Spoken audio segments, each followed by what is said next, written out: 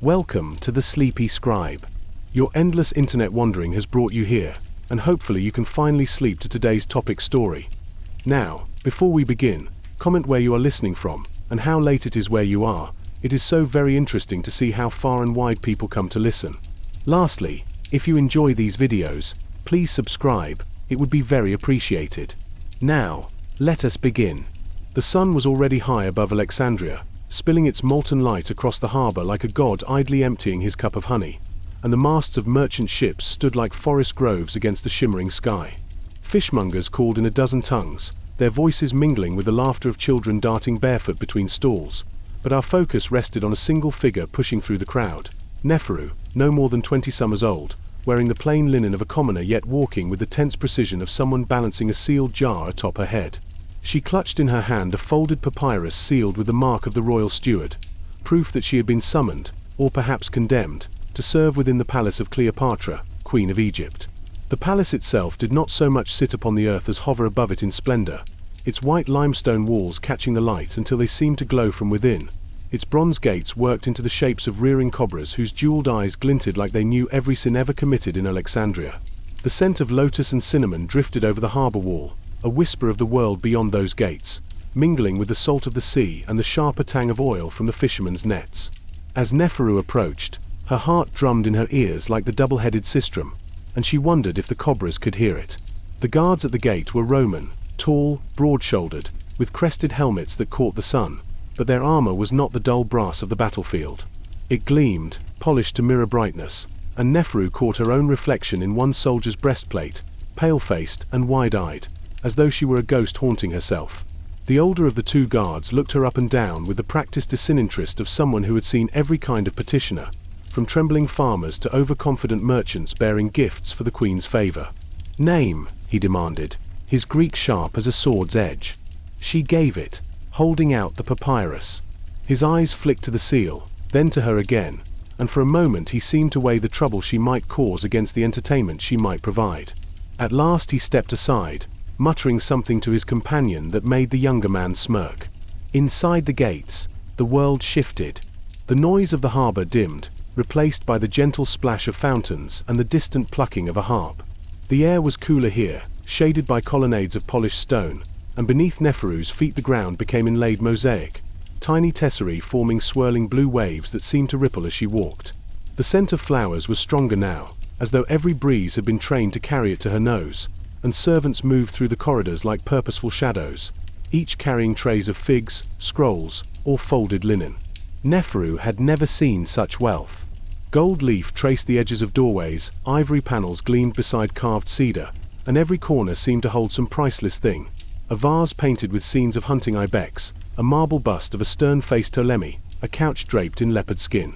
It was not simply opulence, it was a reminder, humming in every polished surface, that power here was as old as the Nile itself and twice as dangerous. She was led by a scribe, a thin man with ink-stained fingers who never once looked directly at her, through a series of halls whose ceilings soared high enough to house entire ships. At last they entered the Hall of Two Horizons, where the queen was said to hold private audiences. But Cleopatra was not upon her throne. Instead, she reclined upon a couch strewn with silk cushions, her head resting on one hand as she listened to a man seated across from her, a Roman, if his cloak and bearing were any sign, with a hawk-like profile and the sort of self-assured stillness that comes from knowing entire legions obey your word. Neferu dared not stare at Cleopatra, yet she could not help it. The queen's presence was like the sudden scent of rain in summer, unexpected, electric, impossible to ignore. Her skin was warm gold, her eyes lined with kohl that drew them out into almond-shaped mysteries, and when she smiled at something the Roman said, the entire room seemed to lean toward her. That smile was not a simple thing. It was a weapon, a gift, and a trap, all in one. The scribe bowed so low his forehead nearly brushed the floor, and Neferu, unsure of the protocol, attempted something halfway between a bow and a collapse, which earned a flicker of amusement from Cleopatra's gaze. "And who?" the queen asked, her voice smooth as honey poured from a jar. "Is this little river reed you've brought me?" The scribe murmured an explanation, but Cleopatra's attention was already on Neferu, studying her as one might examine an uncut gem, considering what beauty, or danger, might be coaxed from it. The Roman, for his part, glanced at Neferu only briefly, then returned his gaze to Cleopatra, though Neferu sensed in that glance the calculation of a man noting every face in the room for later recall. "You will serve in the inner court," Cleopatra said at last, and there was the faintest curve of humor at her lips, as if she knew this decision would pull Neferu into currents from which she might never escape. "And you will keep your eyes open. A court is a river, child. What you see floating upon the surface is never the whole of it." As she spoke, a gust of wind from the open balcony brought the scent of the sea and something else, the faint, metallic tang of politics, invisible yet as sharp as any blade, and Neferu knew without knowing why that her life had just changed forever. Neferu felt the words settle into her bones like the first rumble of a coming storm, and before she could fully comprehend what had been said, the queen had already turned her attention back to the Roman, dismissing her presence with the grace of one who could rearrange destinies between sips of wine. The scribe tugged at her sleeve with an urgency that suggested lingering in Cleopatra's gaze for too long was a kind of trespass, and they retreated from the Hall of Two Horizons into the winding arteries of the palace. The scribe's sandals slapped softly against the marble, his muttered instructions spilling out like a half-forgotten incantation, where she would sleep, where she must never be seen without permission, and above all, where she must never go under any circumstances. The last instruction was punctuated with a glance so sharp it might have drawn blood. The Hall of Anubis, where matters too sensitive for even rumor were dealt with. Neferu, being human and young, immediately decided she would have to see it. They emerged into an open courtyard where sunlight poured in like molten gold, casting a glow upon the papyrus-lined pools and the spray of the fountains that danced in the breeze. Date palms swayed lazily, their fronds whispering against the deep blue sky, and white doves pecked at grains scattered by a stooped old servant. The smell here was intoxicating, lotus flowers mingling with honeycakes cooling on a tray nearby, the faint salt of the sea carried inland on warm air. A trio of women sat beneath a canopy of woven reeds, their laughter bubbling up like spring water as they shared a plate of figures. Neferu noticed that they all wore bracelets of gold shaped like serpents, each coiled twice around the wrist with emerald eyes. The scribe announced her, and the women's laughter softened into the measured smiles of courtiers who could turn warmth into frost at will. "Another lamb for the queen's pen," one of them murmured, her voice lilting like the Nile's current, and Neferu was not sure whether it was kindness or mockery. The eldest of the women, who introduced herself as Izet, was to be Neferu's guide in the weeks ahead. She had skin like polished cedar and eyes that missed nothing, and though her voice was gentle, it carried the weight of someone who knew where every skeleton in the palace was buried, and perhaps had buried a few herself. "You will start in the perfumery," Izet said, steering Neferu toward a set of carved wooden doors. "Every drop of scent that touches the queen's skin passes through the hands of those who work there. It is an honor and a burden. If the perfume is too heavy, the queen will smell like a merchant's wife in the spice quarter. If too light, she will fade into the background, and our queen does not fade." The perfumery was a world unto itself. The air shimmered with heat from the braziers, and the scent was so thick it clung to Neferu's throat. Rows of alabaster jars lined the walls, each sealed with wax and marked with symbols, a lotus for sweetness, a falcon for sharpness, a palm for freshness. Women worked in silence, grinding petals and resin with pestles of polished basalt, their hands stained with the colors of their craft. Neferu was set to work under the watchful eye of a woman named Kia, whose fingers moved like a harpist's as she blended oils. "Do not breathe too deeply," Kia advised without looking up. "The first time I worked here, I fainted before the hour was done. Cleopatra likes her perfumes like she likes her words, layered, lingering, and dangerous." Neferu found herself smiling despite the warning, inhaling the warm, floral air as she sorted petals of blue lotus from the stems. The work was meticulous, almost hypnotic, and for a while, the palace around her seemed to recede into the background hum of mortars grinding and oil dripping into crystal flasks. But her thoughts kept circling back to the Roman in the Queen's Hall, the way his gaze had swept over her like a quick knife. Who was he?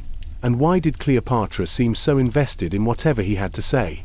At midday, Izet returned to fetch her, leading her through another series of corridors where the cool shade was broken by sudden bursts of light from open courtyards. In one, Neferu glimpsed a pair of young men practicing with short swords, their movements sharp and fluid like the flight of swallows. In another, a group of scribes argued over a scroll so heatedly one of them accidentally knocked over an ink jar, leaving a black wound on the white marble. At last they arrived at the banquet hall, where a feast was being laid out. The scent of roasting lamb mingled with saffron and coriander, and servants moved in precise formations, setting down platters of honeyed dates, bowls of pomegranate seeds, and loaves of bread still steaming from the oven. Musicians tuned their instruments in the corner, the high pluck of the lute mingling with the low hum of the double pipes. "The Queen will dine with her guest this evening," Isette explained, nodding toward the raised dais at the far end of the hall where two high-backed chairs awaited. "And you will be here, serving wine." Neferu blinked. "I thought I was in the perfumery." "Tonight," Isette said with a faint smile, "you are in the banquet hall. The Queen likes to see how new servants handle the presence of important company. And make no mistake, the Roman is important." As evening fell, the hall filled with golden light from bronze lamps, the scent of myrrh curling through the air like invisible smoke. Neferu took her place beside the wine amphora, heart pounding, as Cleopatra entered in a gown of deep green silk, her hair bound in gold, every step as deliberate as the opening move of a game of senet. The Roman was already there, standing as she approached, his eyes locking with hers in a silent exchange that made the air feel heavier somehow. They sat, and the musicians began to play. Neferu moved forward to pour the Queen's wine, careful not to spill a drop, and as she stepped back, she caught the faintest fragment of their conversation, something about ships, and Rome, and a storm that was coming. The music swelled and bent like a river in flood, carrying with it the laughter of courtiers and the muted clink of gold bracelets against polished goblets. The banquet hall was alive now, a great breathing creature of silk and bronze, its heart beating in time with Cleopatra's every gesture. She spoke little at first, letting the Roman, Mark Antony, Neferu overheard someone whisper, to fill the air with his deep, rolling voice, a voice that seemed made to command men across battlefields yet softened here, as though the Queen herself was the only audience worth convincing. Neferu kept her head bowed, eyes trained on the amphora as she poured wine for a nobleman whose rings were so heavy his fingers curled like talons. Yet her ears strained toward the dais, catching scraps of talk that glinted like coins in the dirt. Grain shipments from the Nile Delta, unrest in the eastern provinces, the movements of fleets across the Mediterranean. Every so often, Cleopatra would laugh, a low, honeyed sound that made the Roman lean forward, as though the laugh itself were a secret. The platters arrived in endless procession, roast quail glazed with pomegranate, figs stuffed with almonds and dripping with honey, bowls of lentils spiced with cumin and coriander. Servants moved with the precision of dancers, each one knowing the exact placement of every dish, every goblet, every folded linen. Neferu found herself brushing past others like currents weaving through a stream, each of them avoiding collisions with the instinct of long practice. "You're staring," a voice murmured at her side. She turned to find Kia from the perfumery balancing a tray of pastries shaped like lotus flowers. "I'm not," Neferu whispered. "You are," Kia replied with a sly grin. "But so is everyone else. This," she tilted her head toward the dais, "is a performance. Watch closely. One day, you might understand the script." Neferu risked another glance at the Queen. Cleopatra had drawn Antony into a discussion about the stars, pointing upward toward the night beyond the high windows, where the constellations glittered like scattered jewels. The Queen's hand traced the shape of Orion, her voice weaving tales of gods and hunters, of love and vengeance written in the sky. Antony listened intently, as though this knowledge were worth more than all the gold in Egypt. Neferu noticed something then. When Cleopatra spoke, she rarely looked directly at Antony for long. Instead, her gaze would wander over the room, touching the faces of courtiers, servants, even musicians, making each feel for a heartbeat as though her words were meant for them alone. It was a spell, and Neferu could feel its threads tugging even at her. Midway through the feast, a commotion stirred at the far end of the hall. A messenger, dust still clinging to his cloak, had arrived, kneeling before the Queen with a scroll in hand. The music faltered as all eyes turned to the dais. Cleopatra broke the seal, her gaze scanning the lines. For a moment, her expression did not change, then the corner of her mouth twitched, just slightly, before she folded the papyrus and slipped it beneath the edge of her plate. "You will excuse me, my lord," she said to Antony, her voice as smooth as if she had merely been offered more wine.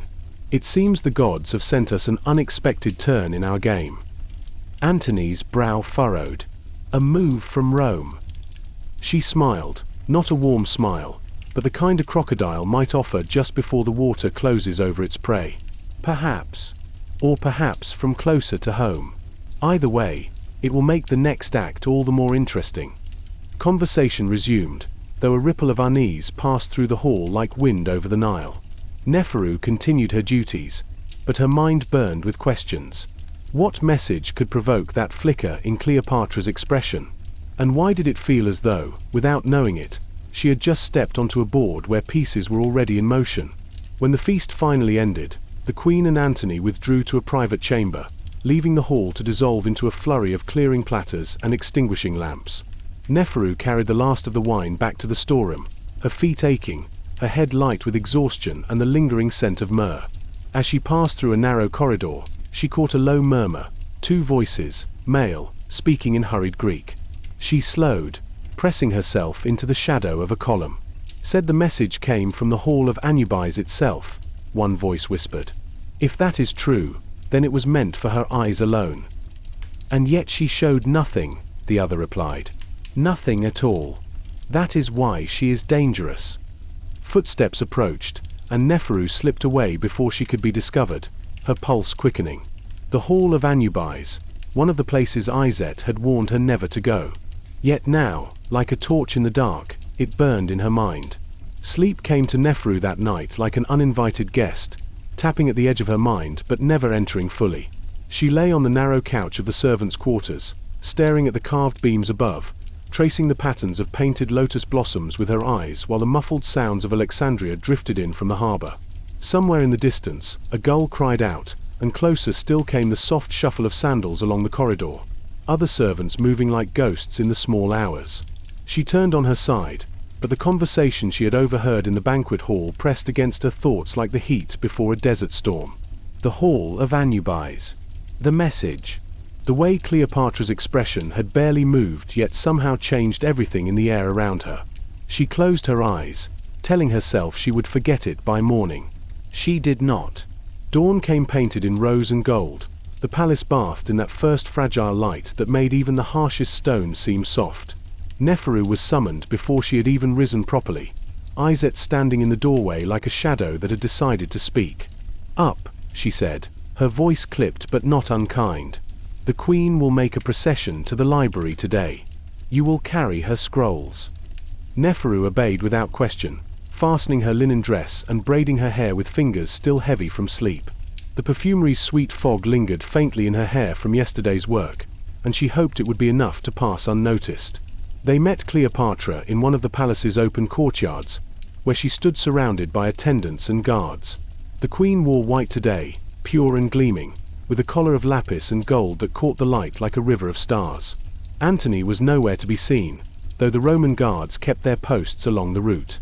As they walked toward the great library, the streets of Alexandria unfurled before them, a riot of color and sound. Merchants shouted from stalls draped with dyed cloth, fishmongers lifted wriggling silver catches from shallow baskets, and children darted between camel legs with the fearlessness of cats. The smell of baking bread mingled with the tang of sea air, and above it all loomed the Pharos lighthouse, its white tower rising like the finger of a god pointing toward the heavens. The library itself was a wonder that could make even the most jaded nobleman pause. Marble steps led up to massive bronze doors, each engraved with scenes of gods handing the gift of writing to humankind. Inside, the air was cool and dry, heavy with the scent of papyrus and cedar chests. Rows upon rows of scrolls filled the towering shelves, and scholars moved like bees between them, muttering to themselves as they read. Cleopatra moved through it not as a guest, but as a queen among her treasures. She ran her fingers lightly along the spines of scrolls, pausing now and then to draw one out and pass it to Neferu without a word. Neferu followed, careful to keep pace, the weight of the growing stack in her arms a small price for the chance to watch the Queen in her element. It was here, among the whispers of the past, that Cleopatra seemed most alive. "Do you read, child?" Cleopatra asked suddenly, her gaze still fixed on the shelves. The question startled Neferu so much she nearly dropped the scrolls. "A little, my queen," she admitted. "Enough to follow a prayer, or a market tally." Cleopatra turned then, her eyes sharp yet not unkind. "Then you will learn more. A servant who can read is a danger and a gift. Use the gift, but know that others will see only the danger." Before Neferu could answer, a movement at the far end of the aisle caught her attention. a tall man in a dark cloak, speaking in low tones to one of the queen's advisors. The advisor's eyes flicked toward Cleopatra, then back to the man, and something passed between them, quick as a fish darting underwater. The man vanished into the shadows of the library before Neferu could see his face. "Come," Cleopatra said, as though nothing had happened. But Neferu noticed her steps grew a fraction swifter, her gaze sharper on the shelves they passed. By the time they returned to the palace, the sun was high, and the courtyards shimmered in its heat. Neferu was sent to the storage rooms to set down the scrolls, the cool shade a relief after the glare outside. But just as she placed the last scroll on the cedar shelf, she heard voices from the corridor, 2 guards speaking in hurried Latin. She could not understand every word, but she caught enough. Anubis, tonight, the queen herself. The sound of their sandals began to move away, but the words clung to her like burrs. Tonight, the hall of Anubis, and Cleopatra. That night, when the palace had gone still and the air was thick with the scent of extinguished lamps, Neferu found herself awake again, her mind buzzing. The hall of Anubis was forbidden, but if Cleopatra was going there, and the guards were speaking of it, her feet touched the cold mosaic floor before she decided to move. Somewhere deep inside, she knew this was the moment when a servant either remained part of the furniture of the palace, or became part of its story. The corridors at night were not the same corridors by day. In the daylight, they breathed with the rustle of linen robes, the shuffle of sandals, the murmur of courtiers gliding from one audience to another. But now, beneath the dim flicker of oil lamps, they seemed to hold their breath. Shadows pooled in the corners like sleeping cats, and the polished floors reflected slivers of light that looked almost like watchful eyes. Neferu moved as silently as she could, her bare feet making no sound on the cool mosaic. She carried no lamp, light would betray her, relying instead on the faint glow spilling from distant braziers and the patterns she had memorized in her weeks at the palace.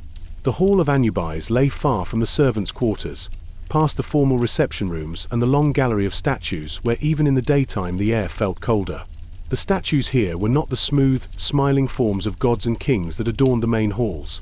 These were guardians with jackal heads and stern, forward-facing stares, carved in black basalt that seemed to drink the light. Neferu stayed pressed against the cool stone for what felt like an eternity, the carved lotus motifs digging into her back as if the palace itself were urging her to remain still. When she finally dared to breathe deeply, the air tasted of old incense and dust, and her ears strained for any sound of returning footsteps. None came.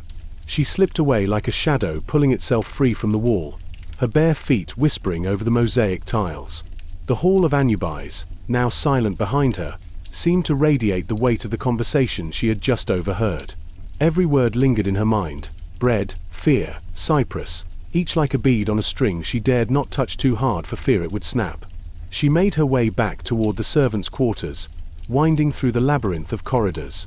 The palace at night was not without its dangers for a wandering servant. It was said there were guards whose sole purpose was not to protect the queen from intruders, but to protect the queen's secrets from wandering ears. Neferu could not tell whether those were just whispers to frighten the new attendants or a warning with teeth. When she reached the long gallery of statues, she slowed. The jackal-headed guardians stared down at her once more, their basalt faces unreadable in the dim light. She had the odd sensation that they knew precisely what she had done. A faint rustle echoed behind her. She spun, but there was nothing, only the soft flicker of a wall torch and the swaying shadow of a palm frond stirred by the night breeze. Still, the hairs rose on her arms. She walked faster. By the time she slipped back into her sleeping chamber, the room was silent save for the steady breathing of the other women. Kia was curled under her linen sheet, one arm thrown over her head, her hair loose and wild against the pillow. Neferu lay down slowly, willing her heartbeat to quiet. Sleep came late and restless, bringing with it dreams of jackals with human eyes and a queen who weighed her heart on a golden scale. Morning in the palace arrived with the scent of baking bread drifting in from the kitchens and the sound of sandals scuffing along polished floors. Neferu was summoned almost immediately, a page no older than 12 appearing at the doorway to inform her that she was needed in the audience chamber. The words jolted her like cold water. Had she been seen in the hall of Anubis? Was this the moment the queen's serene smile would turn into a decree of punishment? She followed the boy through the bright corridors, past open courtyards where sunlight fell on the marble like molten gold. In the audience chamber, Cleopatra sat not on her throne, but in a low chair near the balcony, the city spread out behind her in a haze of morning light. Mark Antony was nowhere to be seen, but several advisors stood at a respectful distance, their hands folded in their sleeves. Neferu bowed low, her eyes fixed on the gleaming tiles. "Rise," Cleopatra said, her tone unreadable. Neferu obeyed, her gaze daring to lift just enough to meet the queen's eyes. Those eyes were sharp, assessing, as if peeling back the layers of her soul. "You will accompany Izet today," Cleopatra continued, "to the harbor. There is a ship arriving from Cyprus, and I require a careful accounting of its cargo." The mention of Cyprus struck like a pebble dropped into still water, ripples spreading through Neferu's thoughts. The ship. The plan. Bread and fear. "Yes, my queen," she murmured, her voice steady though her hands itched to clench. Cleopatra's gaze lingered a moment longer, then she dismissed Neferu with a flick of her fingers. Outside the chamber, Izet was waiting, her expression as smooth as the surface of still water. "You seem pale," she remarked as they began walking. "The queen has that effect on people," Neferu replied quickly, but the knowing curve of Izet's mouth made her wonder if her unease was more visible than she thought. The harbor was a riot of sound and motion, sailors shouting as they worked the ropes, gulls wheeling overhead, merchants haggling at the edge of the docks. The ship from Cyprus was easy to spot. Its sail was embroidered with a golden hawk, the emblem of one of Egypt's most trusted grain suppliers. Workers swarmed over it, hauling sacks of grain down the gangplank in a steady stream. But even as she watched, Neferu noticed something curious. Two men in fine robes, clearly not dock workers, oversaw the unloading with hawk-like attention, marking symbols onto wax tablets as each sack passed. Their eyes were sharp, their words low. Izet followed her gaze. "Not everything that arrives is for the public granaries," she said in a voice so soft Neferu almost thought she imagined it. "And not everything the queen takes is meant to be seen." Before Neferu could ask more, one of the men in fine robes glanced their way. Izet smiled politely, but her grip on Neferu's arm tightened just enough to mean do not speak. And in that moment, Neferu realized she was no longer merely carrying scrolls or pouring wine. She was walking on a bridge suspended over a river of secrets, and the current below was stronger than she had ever imagined. The harbor wind whipped at Neferu's linen robe, tugging strands of her hair free from the braids she'd tied hastily that morning. She kept her gaze on the bustling docks, pretending to be fascinated by the rhythmic sway of the cranes hauling cargo from the ship's belly, though her mind was tangled in thoughts of the two men in fine robes. They spoke to each other in hushed tones, their hands moving in small, precise gestures as though each motion itself was part of a coded language. The gulls overhead shrieked and dove, snatching at scraps of fish gut discarded by fishermen, their calls a chaotic counterpoint to the sharp, efficient activity around the Cypriot vessel. The air was thick with the smell of brine, tar, and fresh bread from nearby stalls, bread that suddenly seemed like gold to Neferu, remembering the late-night whispers about scarcity and fear. Izet moved with the poise of someone accustomed to being noticed but never questioned. She greeted the ship's overseer with a warm smile that somehow carried the weight of authority, her coal-lined eyes scanning the cargo with the ease of a cat surveying its territory. "We will need a full manifest," she told the man, her voice smooth but edged with command. He nodded quickly, signaling for a young scribe to fetch a papyrus scroll from a leather tube. While they waited, Neferu's attention drifted to the workers hauling sacks down the gangplank. Each bag was tied at the top with a knot of red twine, except for a few near the middle of the pile, which bore green knots instead. Those, she noticed, were always passed first to the robed men, who oversaw them with almost reverent care before directing them toward a separate cart stationed at the far end of the dock. She took a step toward it, but Izet's hand brushed her arm, light as a moth's wing yet firm in its meaning. "Later," she murmured, her eyes still fixed on the overseer. "There are times to ask questions, and times to watch in silence." The manifest was brought forth, and Izet unrolled it slowly, letting her eyes drift over the inked hieroglyphs as if they were merely confirming what she already knew. 100 sacks of grain, she said, tracing the line with a fingertip. 50 amphorae of olive oil. 10 crates of copper ingots, she paused, her brow smoothing almost imperceptibly. And 6 sealed chests. Destination, royal stores. The overseer's lips twitched in what might have been a nervous smile. "The Queen's personal request," he explained quickly, "from merchants in Paphos." Izet hummed softly, rolling the scroll closed. "We will see to their safe transport," she said, her tone leaving no space for negotiation. As the chests were lowered onto the dock, Neferu's curiosity burned hotter than the noonday sun. They were small enough for 2 men to carry, but clearly heavy, judging by the strain in the workers' arms. Each was bound in iron and sealed with beeswax stamped with the mark of a hawk. Whatever was inside, it was precious, and meant for eyes far above her station. When they finally turned back toward the palace, the streets of Alexandria seemed to shimmer under the afternoon light, the white limestone walls throwing the sun's heat back into the air like a furnace. Merchants shouted their wares in a dozen tongues, sailors jostled with scholars in long robes, and the scent of spice markets mingled with the tang of the harbor. Yet Neferu felt none of the usual awe she had for her city. Her thoughts were chained to those green-knotted sacks and the hawk-sealed chests. Back within the palace gates, the world shifted. The noise of the city fell away, replaced by the muted hush of courtyards where fountains murmured and the rustle of palm fronds whispered in the heat. Servants moved like currents of a hidden river, each flowing toward their unseen destination. Izet led the way toward the royal storage halls, where cool shadows pooled between towering shelves stacked with grain jars, amphorae, and crates. The 6 chests were placed in a locked alcove guarded by 2 men in bronze-scaled armor.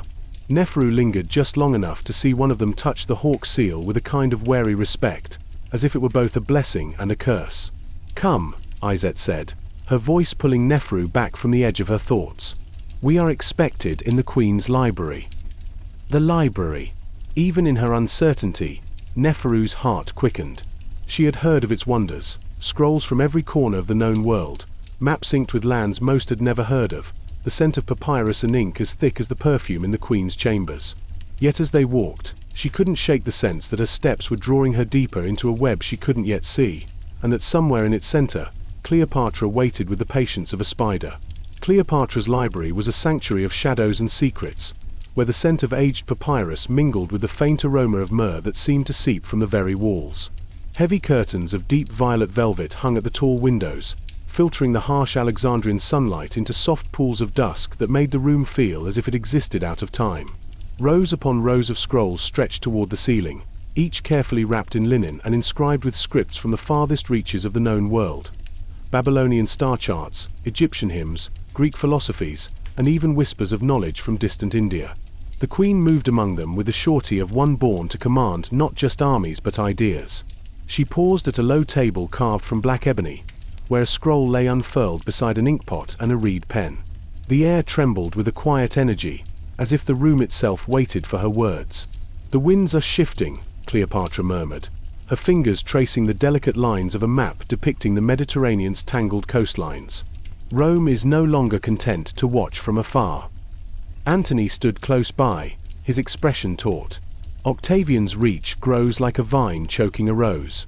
We must act before the thorns pierce us both." Neferu stood at a respectful distance, clutching a small bundle of scrolls gifted to her by the scribe earlier that day. Messages from far-flung governors, reports from the Nile's border forts, and diplomatic letters folded so tightly they seemed ready to burst with unspoken truths. Cleopatra's gaze flicked to her briefly, a flash of something unreadable passing through her eyes before she turned back to the map. "Knowledge is power," the Queen said softly, "but it is also a weapon.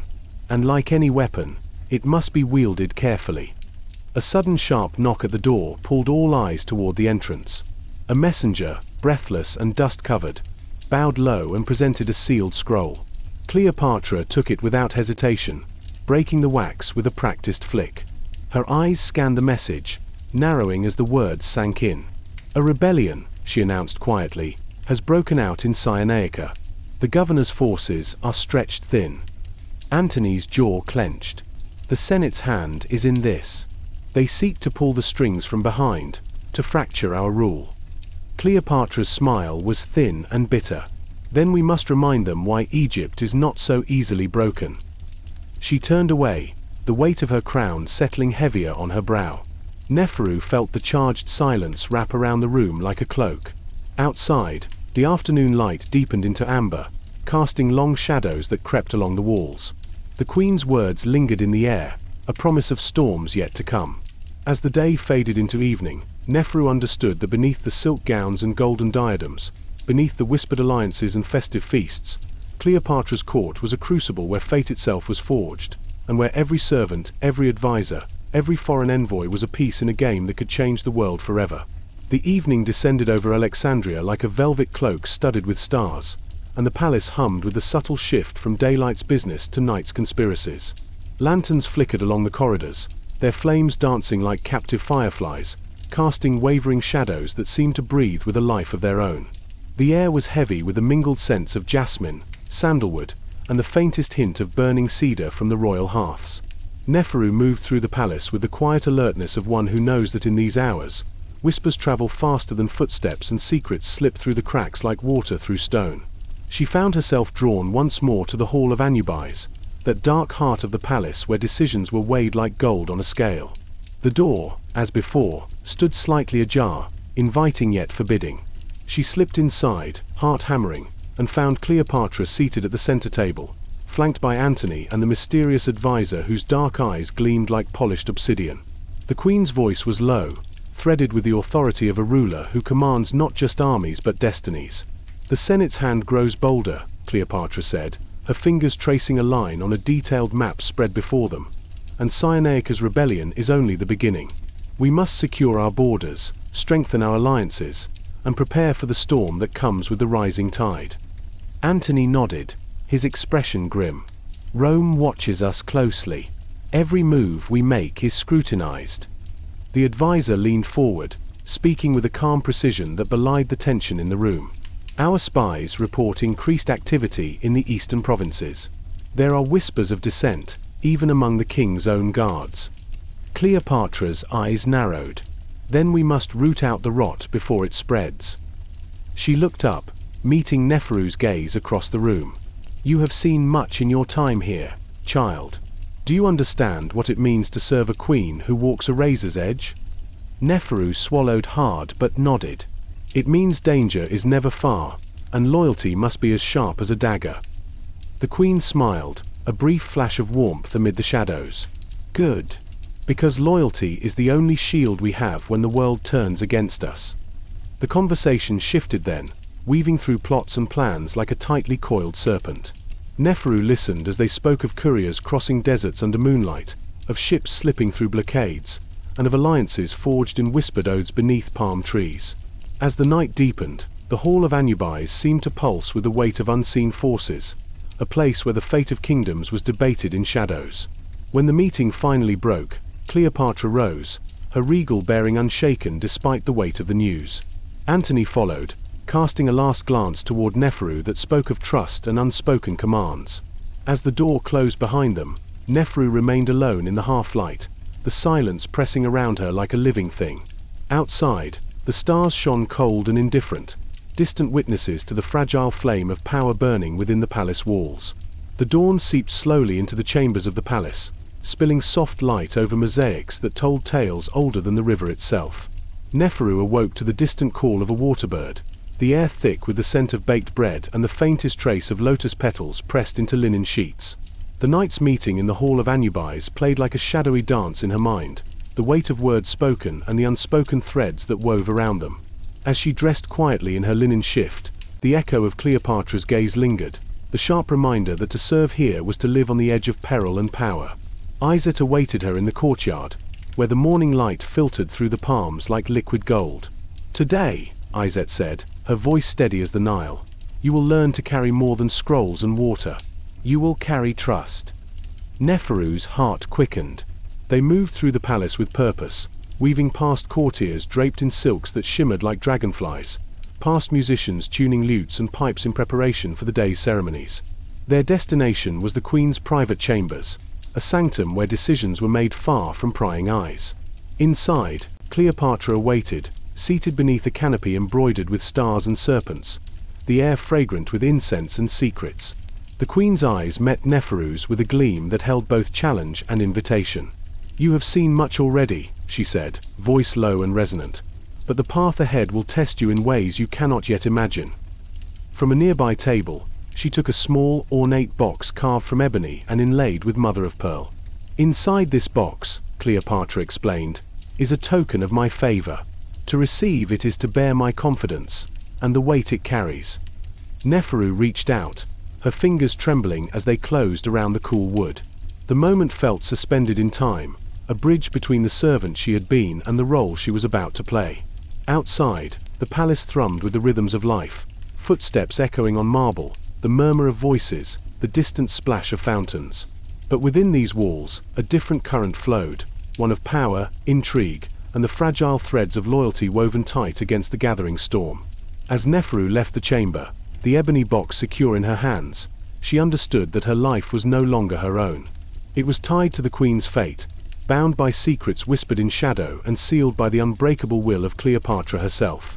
The days that followed moved with the unhurried rhythm of the Nile itself, steady and relentless. Neferu found herself swept deeper into the currents of the royal court, where every smile could mask a dagger and every whispered word carried the weight of kingdoms. The ebony box, heavy with meaning, was a constant presence at her side, its surface smooth and cool, a secret heartbeat against her palm. The queen's favor was a double-edged blade, granting protection but also marking her as a player in a game where the stakes were life and death. Mornings were spent in the perfumery, where the air bloomed with the scent of jasmine and rose, and where Neferu learned to blend oils that could soothe or seduce, to craft fragrances as layered and mysterious as Cleopatra herself. The women there taught her the language of scent, the subtle dance between sandalwood and myrrh, the sharp bite of citron softened by honeyed neroli. Afternoons brought lessons in reading scrolls and secrets, guided by Izet's keen eyes and quiet wisdom. Neferu's fingers traced the faded ink of diplomatic letters and arcane spells, her mind weaving connections between words and worlds she had never imagined. But it was in the evenings, beneath the shifting glow of oil lamps, that the true heart of the palace revealed itself. Gatherings in the Hall of Anubis became a theatre of shadows, where Cleopatra and Antony plotted their course amid flickering flames and the watchful eyes of advisors who moved like chess pieces across a board. One night, as Neferu poured wine for a circle of courtiers, she caught sight of a man whose presence stirred the room like a sudden gust of wind. He was tall and lean, with eyes dark as obsidian and a smile that could thaw the harshest winter. His name was Ptolemy, a distant cousin of the queen and a master of secrets whispered in the corridors beyond the public eye. He approached Neferu with a nod, his voice low but clear. "The queen's favor is not lightly given, child. It binds you, but it also protects you. Remember that." His words lingered long after he melted back into the crowd, a reminder that in Cleopatra's court, loyalty was currency, and trust was as fragile as the finest glass. As days folded into nights and nights into days, Neferu felt herself changing, no longer merely a servant, but a thread woven into the intricate tapestry of a kingdom on the brink. The scent of jasmine, the rustle of scrolls, the silent weight of the ebony box, all marked the path she walked, a path that led ever deeper into the mysteries of Cleopatra's royal court. The night wrapped the palace in a velvet cloak of stars, each one flickering like a distant promise or a warning. Neferu found herself in the quiet shadows of the eastern terrace, where the city's hum softened to a gentle murmur and the scent of the sea mingled with jasmine and crushed mint. The ebony box rested heavily against her side, its presence a constant reminder of the trust and danger that clung to her like a second skin. She had grown accustomed to the delicate dance of the court, where every glance was measured and every word layered with meaning. But tonight, beneath the cold gaze of the moon, a different rhythm pulsed through the air, a rhythm of secrets waiting to unravel. From the corner of her eye, she spotted Ptolemy stepping out from the labyrinthine corridors, his dark eyes scanning the terrace with the careful calculation of a man who carried more than just words. "You walk a path lined with shadows," he said softly as he approached, his voice low enough to be carried away by the night breeze. Neferu turned to face him, heart quickening yet steady. "And yet the shadows often reveal what daylight hides." Ptolemy smiled, a flash of sharp teeth that seemed almost too human for a man so cloaked in mystery. "Indeed. Cleopatra trusts you with secrets few could bear. But trust in this place is a fickle flame." He gestured toward the city sprawled beneath them, Alexandria's lights flickering like fireflies caught in a jar. Enemies lurk within walls as golden as these, and betrayal wears many faces. Neferu's fingers instinctively tightened around the ebony box. "I do not fear betrayal," she said, voice steady despite the flutter in her chest. "I fear only losing myself." Ptolemy's gaze softened, just for a moment. "Then hold on to that fear, for it will be your compass in the days to come." A sudden noise, a distant shout, the clang of metal, pulled their attention toward the palace's inner courtyard. Guards moved swiftly, their armor catching the moonlight in jagged shards. "Trouble," Ptolemy murmured, eyes narrowing. "Always trouble." Before Neferu could respond, the sharp crack of a messenger's horn echoed through the night, a summons swift and urgent. Ptolemy's smile faded. Come? "The queen demands your presence." The chambers where Cleopatra awaited were cloaked in soft shadows, the flicker of oil lamps casting golden halos on the carved wooden panels and the rich tapestries that whispered stories of gods and kings. The air was heavy with the scent of frankincense and crushed violets, a perfume that seemed to settle over the room like a promise. Neferu entered quietly, the ebony box still cradled in her hands like a fragile heart.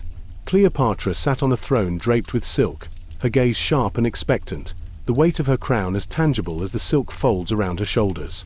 "You have come," the queen said, her voice both a welcome and a challenge.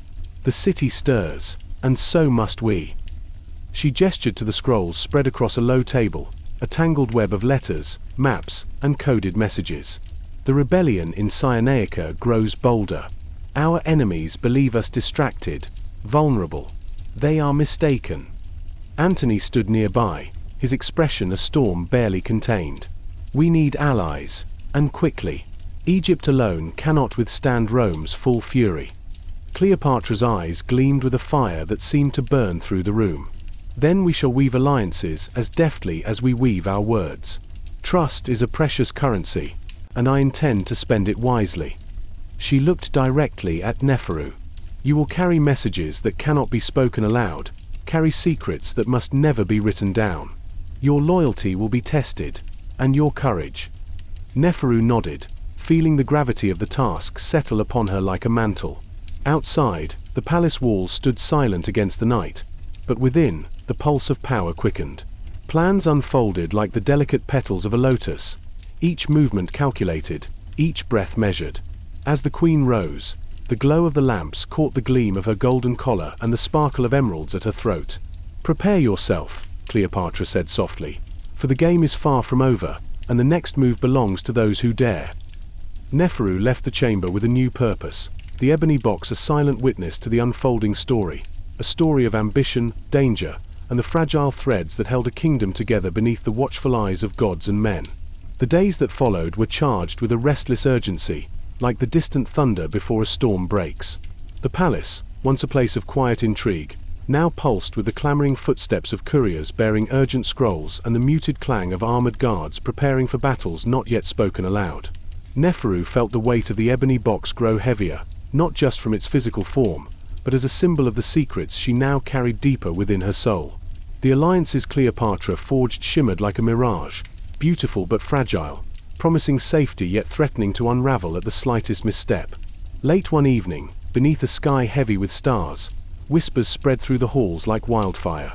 News had arrived that Octavian's legions were marching ever closer, and the sands of Cyrenaica burned with rebellion stoked by Roman ambition.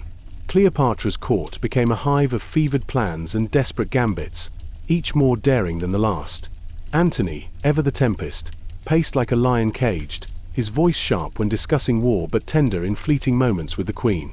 Neferu watched, heart tight, as the dance of politics grew more perilous, each move a step closer to the abyss. The ebony box, once a quiet companion, now seemed to pulse with hidden meanings. Within it lay messages that could turn the tide of empires or doom them to ruin. Neferu found herself summoned to clandestine meetings in shadowed chambers where words were weapons and silence, a shield. Here, loyalty was tested not in the blaze of battle but in the stillness between breaths, where trust could fracture like glass. In these final days, Cleopatra revealed herself not just as a queen of allure but as a master strategist weaving a tapestry of power from threads of wisdom, passion, and iron will. Her eyes, fierce and radiant, bore into those around her, commanding devotion while masking the fragile human heart beneath. She was both goddess and mortal, her court a stage where empires clashed and destinies hung by the slenderest of threads. Neferu's journey mirrored the kingdom's fate, once a servant in the background, now a keeper of secrets, a witness to history's turning wheel. The nights grew colder, the palace corridors more haunted by the echo of footsteps and the weight of unspoken fears. And as the final confrontation loomed, the fragile bonds of love, loyalty, and power were stretched to their breaking point, illuminating the truth that in Cleopatra's world, survival demanded not only courage but the cunning to outwit fate itself. The sun rose blood-red over the city, casting long, fiery shadows across the marble columns and gilded rooftops of Alexandria. The air was thick with tension, every breath heavy as if the very atmosphere held its own secret fears. Neferu moved through the palace corridors with a measured calm, though beneath her composed exterior her heart thrummed like the wings of a startled falcon. News had come that Octavian's legions were on the march, their banners slicing the horizon like blades hungry for conquest. Cleopatra's court had transformed into a battlefield of minds and wills, where every word was weighed and every glance a challenge.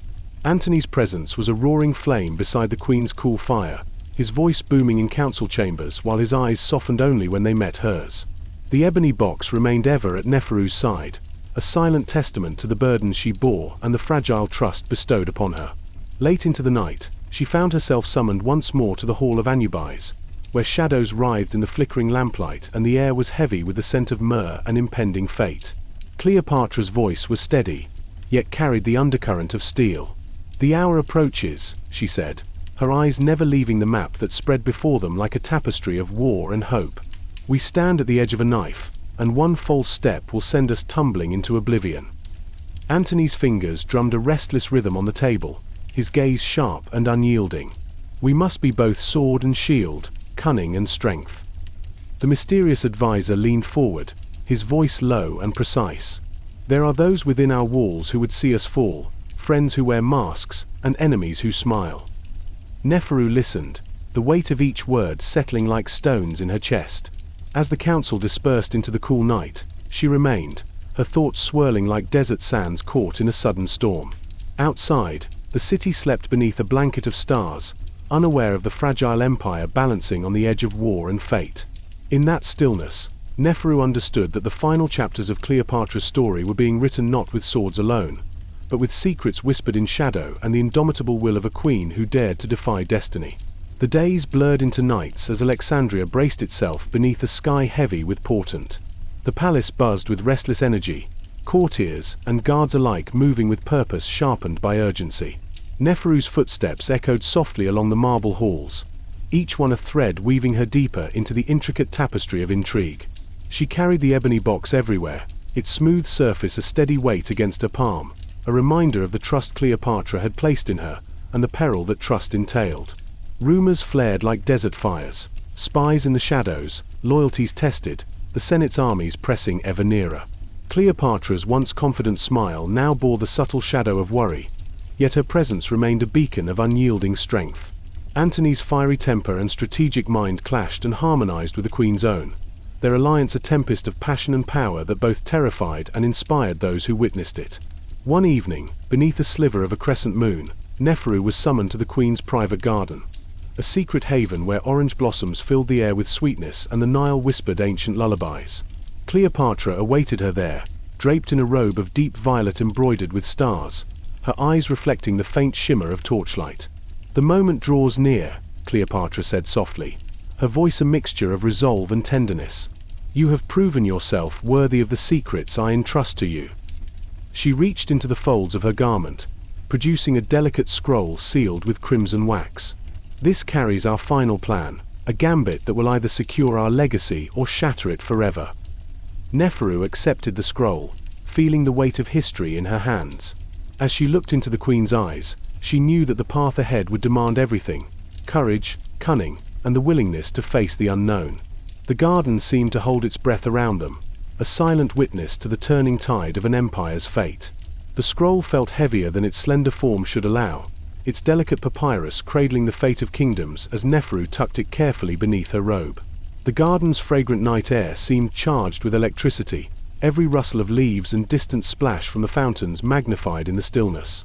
Cleopatra's eyes lingered on her with an intensity that burned brighter than any torch, a silent command to carry the burden without falter. As Neferu slipped away into the labyrinthine corridors of the palace, the weight of the secret plan pressed upon her like the Nile's relentless current, pulling her deeper into the unknown. Outside, the city was a mosaic of light and shadow, its streets alive with whispered rumors and unseen eyes. She moved swiftly but cautiously, every step measured, knowing the palace itself held watchers who sought to unravel the threads of loyalty and betrayal. The ebony box at her side felt almost warm, as if it pulsed with the heartbeat of the realm itself. At a hidden alcove near the harbor, Neferu met with a trusted courier cloaked in the plain robes of a merchant. Their brief exchange was a dance of quick glances and coded phrases, the scroll passing silently between them like a whisper on the wind. As the courier vanished into the night, Neferu allowed herself a moment to breathe, the distant call of a nightjar echoing through the cool air. The coming days would demand every ounce of her courage and cunning, but she was no longer merely a servant. She was a keeper of secrets, a thread in the delicate fabric of Cleopatra's legacy. And in the shadows of the palace, where trust was as fleeting as moonlight on water, Neferu understood that survival meant embracing the unknown and facing the darkness with unwavering resolve. The first hints of dawn crept through the latticed windows, casting slender beams of pale gold across the polished marble floors of the palace. Neferu rose silently, the weight of the past days settling deep in her bones like a slow-burning ember. The ebony box lay unopened on the low table, a silent witness to the tides of power that had swept through Cleopatra's court. Outside, the city was stirring, merchants calling out their wares, children laughing in the streets, and the distant clang of smiths at work. But within the palace walls, time seemed to slow, as if holding its breath before the final act. Neferu knew that the moment they had prepared for was at hand. The fragile alliances, the whispered plans, the veiled threats, all converged on the horizon like gathering storm clouds. In the great hall, Cleopatra stood before her council, her posture regal, her eyes steady as the river that had nourished their land for millennia. Antony's presence was a steadfast flame beside her, his hand resting lightly on the hilt of his sword, ready for the inevitable. The air was thick with anticipation and unspoken fears. Neferu felt the pulse of the kingdom beneath her feet, a heartbeat that echoed her own, and in that moment, she understood that their fate was intertwined, as inseparable as the sun and the desert sky. The path forward would be treacherous, lined with sacrifice and shadow, but Cleopatra's spirit blazed like a beacon in the gathering darkness. The final chapters were unfolding, and Neferu was no longer just a witness. She was part of the story, a story of love, power, and the unyielding will to shape destiny itself.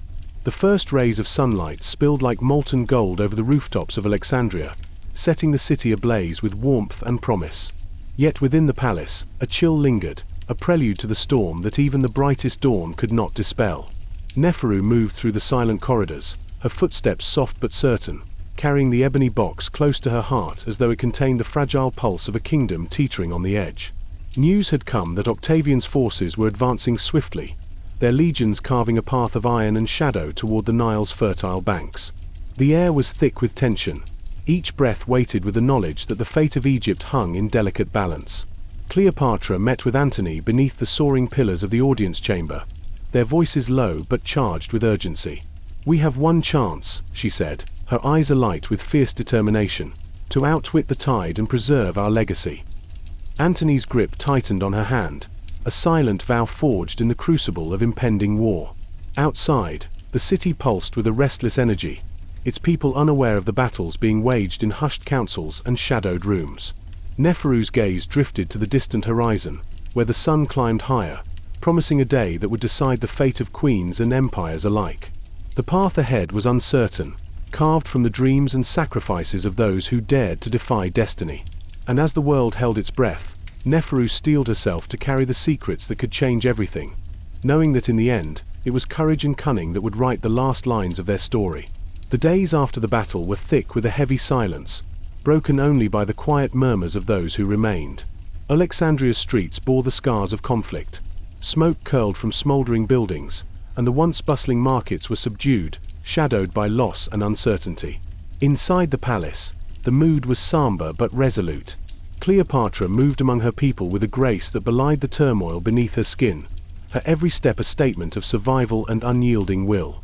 Neferu, now marked by both the trials of war and the weight of secrets she carried, found herself standing closer to the heart of power than ever before. She witnessed the delicate balancing act of politics as Cleopatra negotiated with foreign envoys, her words weaving promises and threats with equal finesse. Antony, wounded but unbowed, strategized tirelessly, his fiery spirit a beacon of hope amid the gathering storm clouds. As the queen prepared to face the new dawn, one shaped by uncertain alliances and shifting loyalties. Neferu understood that the true battle was not only on the field but within the fragile web of trust, ambition, and destiny that bound them all. The story of Cleopatra's court was far from over.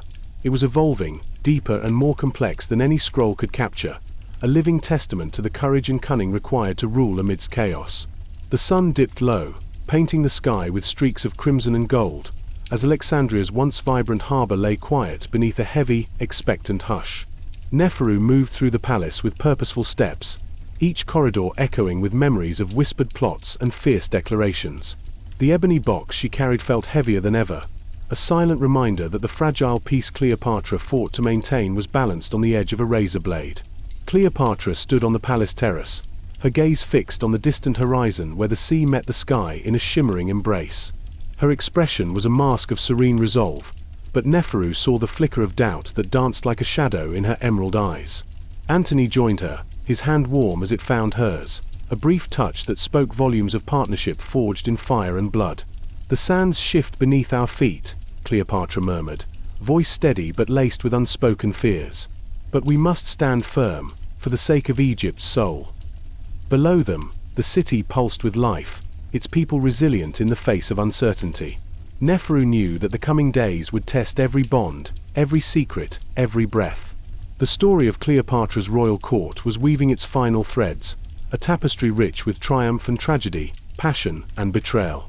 And as night deepened, she vowed to carry that story forward, a keeper of memories etched in the very stones of Alexandria, where history and legend danced forever entwined. The palace grew quieter as night deepened, the flickering of torches casting elongated shadows that seemed to stretch like silent witnesses along the walls. Neferu sat alone in a small chamber, the ebony box open before her, revealing delicate scrolls sealed with the queen's signet. Each contained instructions, secrets, and pleas, a web of responsibilities now firmly woven into her soul. Outside, the distant murmur of the Nile whispered ancient songs, a timeless lullaby to a city caught between glory and decline. Neferu traced the delicate calligraphy, feeling the weight of history pressing down with every stroke.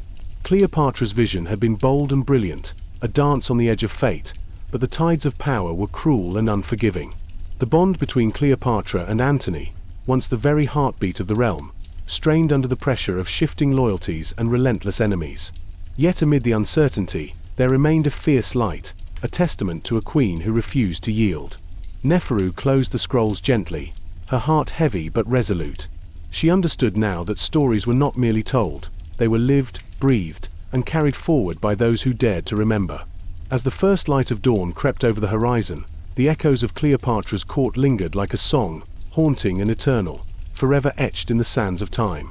In the shimmering heart of Alexandria, where the Nile's slow whisper met the pulse of empire, Cleopatra ruled with a blend of fierce intellect and magnetic grace that captivated both allies and adversaries alike. Through the eyes of Neferu, a servant turned secret keeper, we journeyed into the labyrinthine corridors of power, where every smile could hide a dagger and every whispered word bore the weight of kingdoms. The ebony box, a silent emblem of trust and peril, traveled alongside Neferu as she navigated a court alive with intrigue, perfumed with jasmine and thick with the scent of ambition. Cleopatra's alliance with Antony burned like a tempest, a force of passion and strategy against the looming shadow of Rome's growing might. We saw the palace awaken to the threat of rebellion and war, the delicate dance of alliances spun beneath flickering torchlight, and the mounting tension that set hearts racing like the wings of startled falcons. Battles raged not only on distant fields but within the halls, where loyalty was tested in silence and secrets became the sharpest weapons. Amid it all, Cleopatra stood unbowed, a queen weaving destinies with wisdom, strength, and an unyielding will to defy fate itself. The story traced the triumphs and trials, the whispered plots and the searing moments of courage, revealing a court alive with color, sound, and shadow. As the final chapters unfolded beneath blood-red skies and quiet dawns, Neferu's journey mirrored the kingdom's fate, transforming from a silent observer to a vital thread in the tapestry of history. The legacy of Cleopatra's royal court, rich with love, power, sacrifice, and resilience, lingers still, etched in the very stones of Alexandria and whispered by the eternal Nile, a timeless tale of a queen who dared to challenge the gods and carve her name into the endless river of time. Cleopatra's royal court was a realm where the shimmering splendor of ancient Egypt met the perilous dance of power and ambition. It was a world steeped in beauty and danger, where every gesture carried meaning, every glance concealed intent, and every alliance was forged with both passion and calculation. Within these walls, Cleopatra ruled not merely as a queen, but as a force of nature, unyielding, brilliant, and profoundly human. Her story, as seen through the eyes of those who served her and stood beside her, reveals a tapestry woven from the brightest threads of love, loyalty, and fierce determination, alongside the darkest shadows of betrayal, intrigue, and loss. The court itself was a living entity, pulsing with the rhythms of whispered secrets, fragrant oils, and the constant undercurrent of political maneuvering. Cleopatra's relationship with Antony was both a flame of hope and a tempest that stirred the fate of empires, intertwining personal desire with the harsh realities of war and survival. Through the eyes of Neferu, a humble servant transformed into a keeper of secrets, we glimpse the intimate and the monumental, the quiet moments of vulnerability alongside the thunderous calls to battle. As the tides of history surged forward, the palace bore witness to the fragility of power and the resilience of the human spirit. The alliances Cleopatra forged, the sacrifices made, and the unyielding courage displayed paint a portrait not only of a queen but of an era defined by its relentless struggle between light and shadow. Though the sands of time would eventually swallow the glories and tragedies of her reign, the legacy of Cleopatra's royal court endures, immortalized in the echoes of the Nile and the hearts of those who dare to remember. Her story stands as a timeless testament to the enduring complexity of leadership and the indomitable will to shape one's destiny, reminding us that even in the face of overwhelming odds, the spark of ambition and the fire of courage can illuminate the darkest chapters of history, leaving a legacy that burns eternal.